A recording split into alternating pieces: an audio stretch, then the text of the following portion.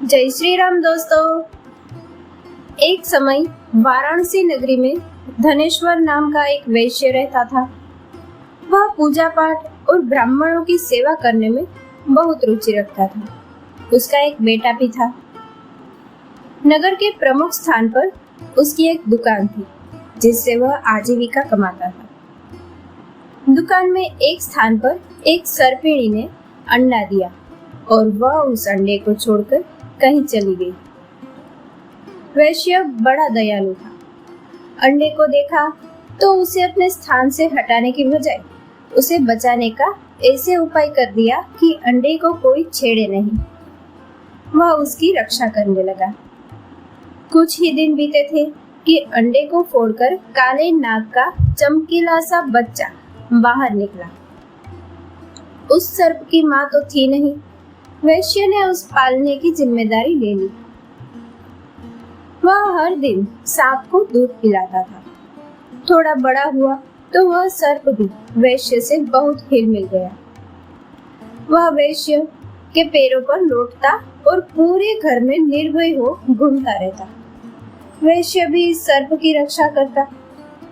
एक बार की बात है, धनेश्वर हर दिन की तरह गंगा स्नान करने के लिए गया था और उसका पुत्र दुकान पर बैठकर ग्राहकों को सामान बेच रहा था। उसी समय वह सांप उस लड़के के पैरों के नीचे से निकला।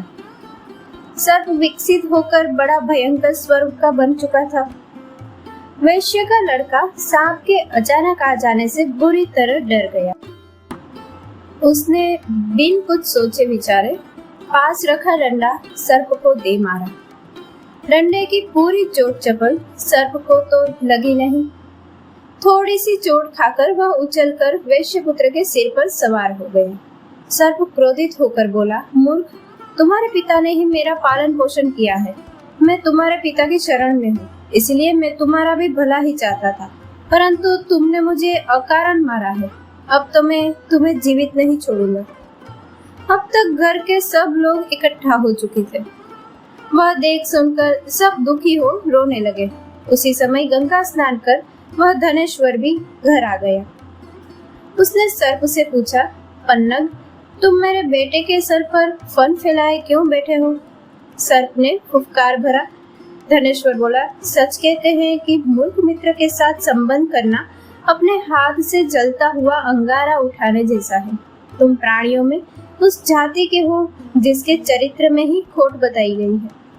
वैश्य की बात अनसुनी कर सांप बोला, धनेश्वर, तुम्हारे पुत्र ने मुझे निरपराध ही मारा है, इसलिए तुम्हारे सामने ही मैं इसके प्राण लूंगा, जिससे यह उदाहरण बने और आगे कोई भी व्यक्ति ऐसा काम न करे।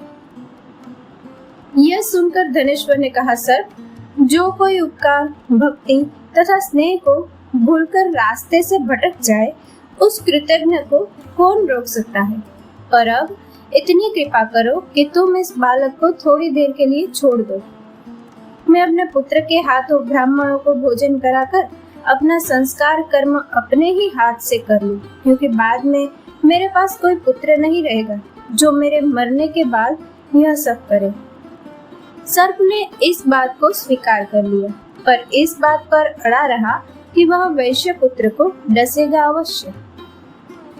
वह वैश्य पुत्र के मस्तक पर ही विराजमान रहा। वैश्य ने उसी दिन 1000 दिग्गज विद्वान ब्राह्मणों तथा सिद्ध सन्यासियों आदि को निमंत्रित कर अत्यंत मधुर स्वादिष्ट भोजन कराया। भोजन और ब्राह्मणों के अन्य सेवा कर्म में वैश्य के पुत्र ने भी बड़ी तत्परता दिखाई। भोजन और सेवा से संतुष्ट हो ब्राह्मणों ने प्रसन्न होकर कहा, है वैश्य पुत्र, तुम चिरंजीवी हो, तुम्हारे सभी शत्रु नष्ट हो जाए, तुम्हारा सकल मनोरथ सिद्ध हो जाए।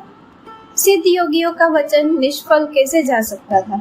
सन्यासियों के वचन सर्प को वज्र से लगे और वह वैश्य पुत्र के मस्तक से गिरकर तत्काल मर गया।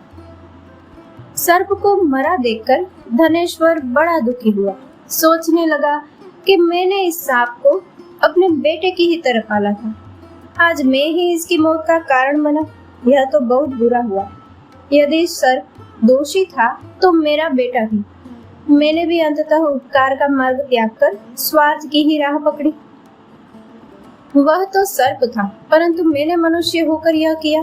इस प्रकार से पछताते हुए वैश्य ने न तो उस दिन भोजन किया, न ही रात में सो सका।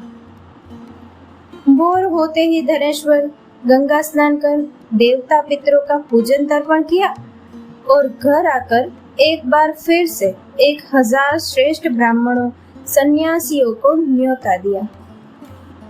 इस बार तो धनेश्वर और भी उत्तम व्यंजनों का भोजन कराकर ब्राह्मणों को संतुष्ट किया।